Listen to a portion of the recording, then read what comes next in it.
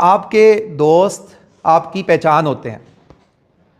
एक हदीस शरीफ का मफहूम है कि जब तुम किसी से दोस्ती करने लगो तो देख लो किससे दोस्ती कर रहे हो, कि इंसान अपने दोस्त के मज़हब पर यानी तरीके पर होता है।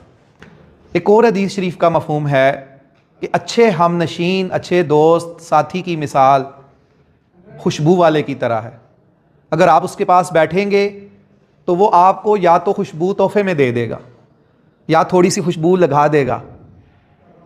अगर ये दोनों काम उसने ना भी किए तो कम से कम जब तक बैठे रहेंगे तो आपको खुशबू आती रहेगी।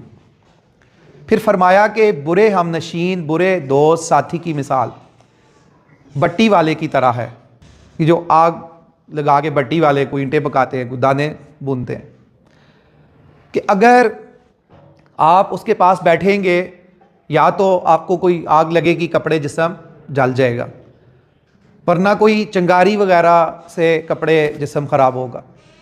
और अगर ये दोनों काम ना भी हुए तो कम से कम जब तक बैठे रहेंगे तो आपको धुआं तो लगता रहेगा।